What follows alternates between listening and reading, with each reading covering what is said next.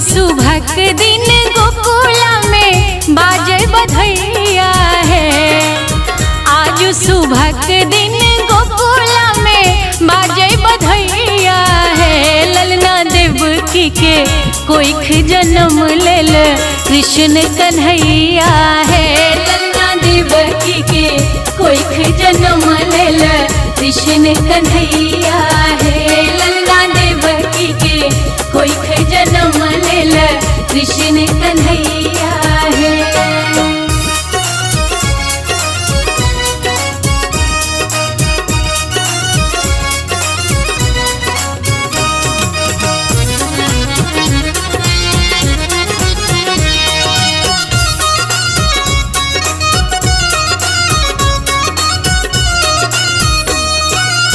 धन्य पिता वासुदेव के धन्य देवकी मैया है।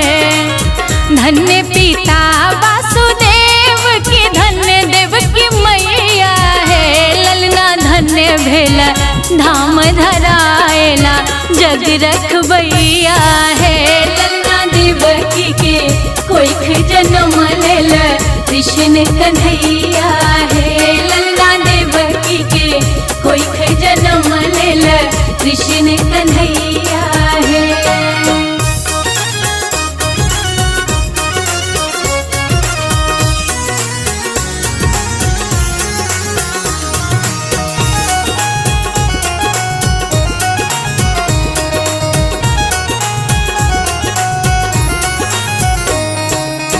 नंद लुटावत सोन चानिया मोहर रुपैया है। नंद लुटावत सोन चानिया मोहर रुपैया है। ललना रखे बटथी हाथ कंगना की यशोमती मैया है। ललना देवकी के कोइख जन्म लेल कृष्ण कन्हैया है। ललना देवकी के कोइख जन्म लेल कृष्ण कन्हैया है।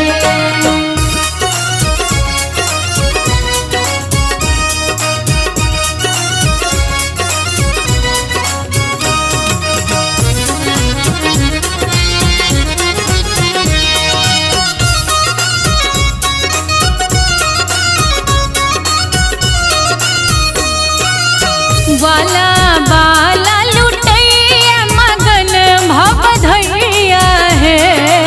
ग्वाला बाला लुटैया मगन भवधैया है। ललना चहु दिस मंगल सोहर खुशी के समैया है। ललना देवकी के कोइख जन्म लेल कृष्ण कन्हैया है। ललना देवकी के कोइख जन्म लेल कृष्ण कन्हैया है।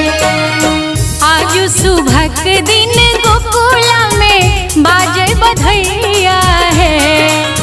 आज सुबह के दिन गोकुला में बाजे बधैया है। ललना देवकी के कोइख जन्म लेल कृष्ण कन्हैया है।